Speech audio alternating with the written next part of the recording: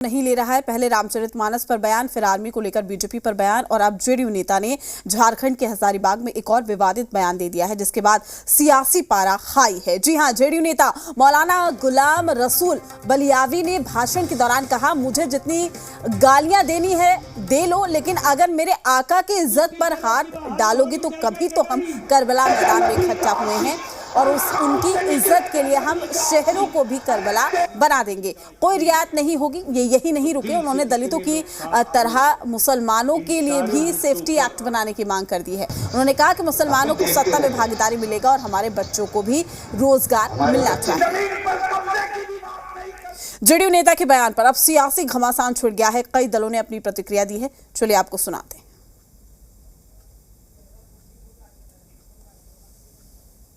कानून बनना चाहिए कि नहीं बनना चाहिए? दलित एक्ट की तरह मुसलमानों की सुरक्षा। इन्हें देखिए, घर से ही सोप मैन्युफैक्चरिंग करते हैं और महीने का 1 लाख कमाती हैं। आप भी सोप मैन्युफैक्चरिंग करना चाहते हो? इनसे सीखना है तो फ्रीडम ऐप को अभी डाउनलोड कीजिए। के लिए सेफ्टी एक्ट बनना चाहिए कि नहीं चाहिए? सत्ता में हिस्सेदारी मिलनी चाहिए कि नहीं मिलनी चाहिए? मेरे बच्चों को रोजगार मिलना चाहिए कि नहीं मिलना चाहिए? जहेज खत्म होना चाहिए कि नहीं चाहिए? अपने बच्चों को पढ़ाना चाहिए कि नहीं चाहिए?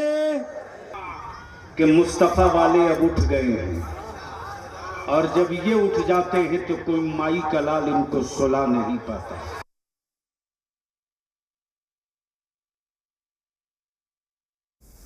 तो आपको बता दें कि इस सियासी बयानबाजी से सीधे तौर पर अब ये मुद्दा गर्मा गया है और अब इसको लेकर तमाम प्रतिक्रियाएं भी सामने आ रही है। आपको बता दें कि संबोधन के दौरान यहाँ पर ये भाषा बोली गई है। मुसलमानों के लिए सेफ्टी एक्ट की मांग भी इन्होंने कर दी है। यहाँ पर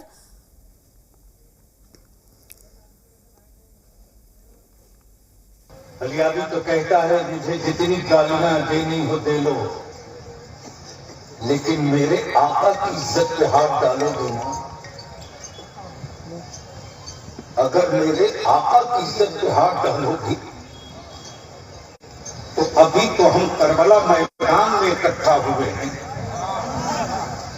उनकी इज्जत के लिए हम शहरों को भी करबला बना देंगे। कोई रियायत नहीं होगी।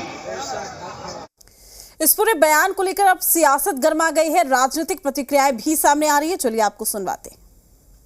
सरकार में सबको साथ लेकर चलने का काम। क्या उज्ज्वला योजना किसी हिंदू मुसलमान को देख के दिया गया? क्या प्रधानमंत्री सड़क योजना किसी मुसलमान गांव को छोड़ दिया गया या ईसाई गांव को छोड़ दिया गया?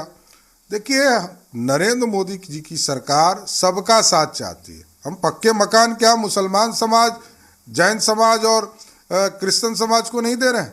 हम सबकी साथ की बात करते हैं, सबके विकास की बात करते हैं। हम तो नीतीश कुमार जी से जानना चाहते हैं कि आपके पार्टी के लोग इस तरह का बयान दे रहे हैं तो क्या आप सांप्रदायिक हो गए? आपको बताना चाहिए।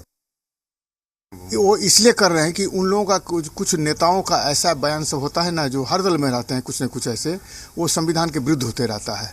तो उनको है कि यदि ये सब बात बोलेंगे तो मीडिया में मेरा प्रचार प्रसार होगा और लोग समझेंगे कि हम बहुत बड़े विद्वान हैं, बहुत बड़े संविधान विशेषज्ञ हैं, ये हैं। ऐसी कुछ बात नहीं है। हमारे जब देश का स्वतंत्र भारत हुआ था और 26 जनवरी 1952 से संविधान जब लागू हुआ 50 से, तब से ही सब बातों का जिक्र उसमें ऑलरेडी कर दिया गया है। केंद्र में बीजेपी सरकार आने के बाद से जिस तरह का माहौल देश में बना है और एक समुदाय विशेष के लोग जिस तरह से अपने को असुरक्षित महसूस करते हैं, इसलिए सब लोग अपनी प्रतिक्रिया दे रहे हैं। लेकिन संविधान में देश के सभी धर्म के लोगों के लिए, सभी समुदाय के लिए सुरक्षा की व्यवस्था है और हम तो कहेंगे कि ये देश सबों का है।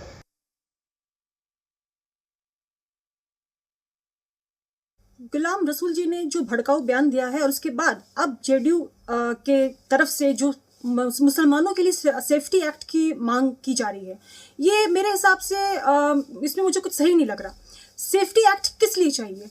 भारत एक ऐसा देश है जो सेकुलर देश है और जहाँ यहाँ पे हर किसी को इक्वली सेफ्टी मिलनी चाहिए, चाहे वो औरत हो, मर्द हो, वो किसी भी कास्ट से आता हो, हर कोई यहाँ पर सेफ महसूस करता है और अपने आप को काफी सेफ फील करता है। तो वहीं इस पूरे मामले पर सियासत भी गर्मा गई है। तमाम प्रतिक्रियाएं आपने सुना, किसका क्या कुछ कहना था, चूंकि ये बयान कहीं ना कहीं अब विवाद का विषय बन गया है। तमाम जानकारी के साथ हमारे संवाददाता रुपेंद्र हमारे साथ जुड़ चुके हैं। रुपेंद्र, इस भाषा का प्रयोग करना कितना सही है? देखिए, इस तरह का भाषा का प्रयोग जो है नहीं करना चाहिए, क्योंकि बात करें तो धर्मनिरपेक्ष जो है हमारा देश है और यहाँ पर जो है हर जाति के लोग, हर धर्म के लोग जो रहते हैं और सभी को जो है एक सम्मान दिया जाता है, चाहे वो केंद्र सरकार हो या किसी भी राज्य की सरकारें हों। वो तमाम लोग जो है सभी धर्म के लोग को जो है इज्जत करते हैं और आपस में हम एक दूसरे को जो लोग हैं वो भी इज्जत करते हैं। आपस में ही देखिए कि हम ये होली भी एक साथ, दिवाली भी एक साथ, ईद भी एक साथ और ईस्टर भी एक साथ, बड़ा दिन भी एक साथ जो है मनाते हैं और गुरु नानक जी की जयंती भी एक साथ मनाते हैं, जैन धर्म के गुरु की भी जयंती एक साथ मनाते हैं। तो तमाम चीज़ें हैं, तमाम जो है हमारे पूरे भारत की बात की जाए तो और पूरे देश में जो है एक साथ जो है एकता है। लेकिन इस तरह के बयान जो है कहीं ना कहीं भड़काऊ बयान है और चुनावी बयान है, क्योंकि गुलाम रसूल बलियाबी जो है वो अब जेडीयू में एमएलसी थे और अब जो है एमएलसी नहीं रहे हैं। गुलाम रसूल बलियाबी की बात की जाए तो खासतौर पर वो यूपी के बलिया से आते हैं और जो है बिहार में राजनीति करते हैं। तो ये तमाम चीज़ें हैं और झारखंड में उन्होंने बयान दिया है, तो कहीं ना कहीं वो पॉलिटिकल स्टंट चाहते होंगे, वो यही कारण है कि इस तरह का उन्होंने बयान दिया है। दूसरी तरफ अपने नेताओं को वो खुश करना चाहते होंगे कि आगे उनको कहीं ना कहीं जगह मिले, तो उस तरह का जो है बयान दिया गया है। लेकिन इस बयान से देखिए कि साफ तौर पर जो है कि जो भी उनके साथ के जो सत्ताधारी पार्टियां हैं उन्होंने भी जो किनारा कर लिया है और बीजेपी ने साफ तौर पर कहा है कि हर धर्म, हर वर्ग के लोग के लिए जो प्रधानमंत्री जो है हर चीज़ों का जो है सुविधा देते हैं, उनको मकान मिलता है, उज्ज्वला योजना के तहत जो भी गैस है वो मिलता है, तमाम चीज़ें जो हैं वो मिलते हैं। लेकिन इस तरह की राजनीति जो है कहीं ना कहीं रुपेंद्र, देखिए दो बड़ी बातें हैं जिस तरीके से उन्होंने, बिल्कुल रुपेंद्र, दो बड़ी बातें जिस तरीके से उन्होंने ये बयान दिया है। एक तरफ आप ये कहते हैं कि आप हिंदुस्तान में रहते हैं और सीधे तौर पर आप भाईचारे की बात करते हैं, दूसरी तरफ आप सेफ्टी एक्ट की बात कर देते हैं। यानी कि क्या हमारे देश में, क्या हिंदुस्तान में वाकई मुसलमानों को सेफ्टी एक्ट की जरूरत है? यही वजह है कि आप ऐसे भड़काऊ भाषण दे रहे हैं।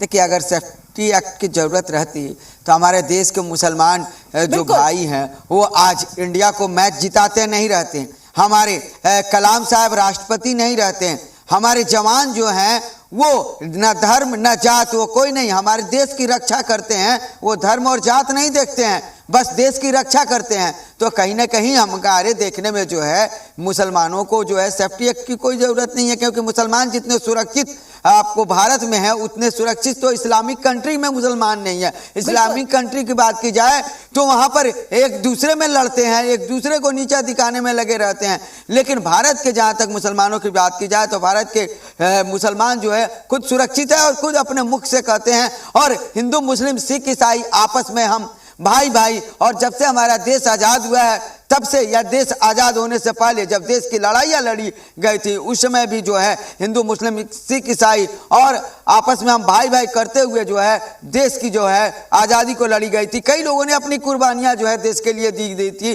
और उसके बाद जो है देश आज़ाद हुआ था। तो इस तरह के बयान जो है कहीं ना कहीं बलियाबी जिसको जो है देने से बचना चाहिए, और इस तरह की जो स्थिति है भारत में है नहीं। रुपेंद्र, देखिए सीधे तौर पर कहा जाए तो वाकई ये बयान अपने आप में विवादों में सीधे तौर पर हम देख रहे हैं, क्योंकि ये कहीं ना कहीं भड़काऊ है। एक तरफ आप सेफ्टी एक्ट की बात कर रहे हैं, दूसरी तरफ आप मुसलमानों की बात कर रहे हैं, जबकि हमारे देश में जिस तरीके से मुसलमानों का, जिसका भी आप जिक्र भी कर रहे थे कि उनके लिए जितनी उम्मीदें होती हैं देश से या देश के नागरिकों से, बिल्कुल ठीक वही उम्मीदें हिंदू और मुस्लिम दोनों को होती है। लेकिन ये बयान अब कहीं ना कहीं सियासी रंग में रंगता हुआ नजर आएगा। रुपेंद्र, शुक्रिया आपका तमाम जानकारी साझा करने के लिए। अपडेट हम आपसे लेते रहेंगे। तो ये विवादित बयान दे दिया, भड़काऊ बयान इसे कहा जा सकता है, इसमें दो राय नहीं है। मुसलमानों के लिए भी सेफ्टी एक्ट बने, ये उन्होंने कहा। और साथ ही कहा कि अभी तो हम करबला के मैदान में खड़े हुए हैं, लेकिन अगर हमारे आका की इज्जत नहीं की गई तो हम इस मैदान को ही करबला बना देंगे। इन्हें देखिए, घर से ही सोप मैन्युफैक्चरिंग करते हैं और महीने का 1 लाख कमाती हैं। आप भी सोप मैन्युफैक्चरिंग करना चाहते हो, इनसे सीखना है तो फ्रीडम ऐप को अभी डाउनलोड कीजिए।